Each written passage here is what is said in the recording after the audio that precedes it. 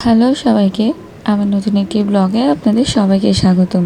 হঠাৎ করে করা যে কোনো প্ল্যানে অনেক বেশি সুন্দর হয়, তেমনি আমরাও হঠাৎ করে চলে গিয়েছিলাম বুড়া কালীবাড়িতে। বুড়া কালীবাড়ি পটিয়া ধলঘাটে অবস্থিত। কোনো রকম প্ল্যান প্রোগ্রাম ছাড়াই আমরা সেদিন হুট করে চলে গিয়েছিলাম কালীবাড়িতে। কালীবাড়িতে যেতে যেতে অনেক সুন্দর সুন্দর ভিউ আমরা দেখছিলাম। প্রায় 1.5-2 ঘন্টা জার্নির পর আমরা চলে গিয়েছিলাম বুড়া কালী মন্দিরে। কালী মন্দিরের বাইরের জায়গাটি ছিল অনেক শান্ত ও নীরব। যারা পুজো দিতে চান অথবা ঠাকুরের জন্য ধূপকাঠি মোমবাতি সহ যে কোনো কিছুই আপনারা বাইরের দোকানগুলোতেই পেয়ে যাবেন। প্রতিটি দোকানে এখানে পুজোর সামগ্রী সুন্দর করে সাজানো থাকে। আপনারা চাইলে এখান থেকে কিনতে পারেন অথবা বাইরে থেকেও নিয়ে আসতে পারেন। মন্দিরে আমরা যখন গিয়েছিলাম তখনও পুজো শুরু হয়নি। এর কিছুক্ষণ পরে মন্দিরে শুরু হয়ে গিয়েছিল পুজো।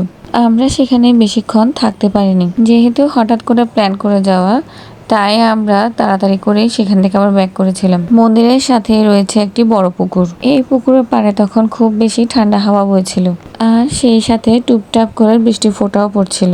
বৃষ্টি বেশি আসার আগে আমরা তাড়াতাড়ি রওনা দিয়েছিলাম, কিন্তু রওনা দেওয়ার পর মাঝপথে আমরা বৃষ্টির দেখা পেয়েছিলাম। ভীষণ জোরে বৃষ্টি এসেছিল। বৃষ্টি থাকলেও বাইরের প্রকৃতি ছিল খুবই সুন্দর। আমার ব্লগটি এই পর্যন্তই। যদি ভালো লেগে থাকে অবশ্যই লাইক, কমেন্ট এবং শেয়ার করবেন। ধন্যবাদ।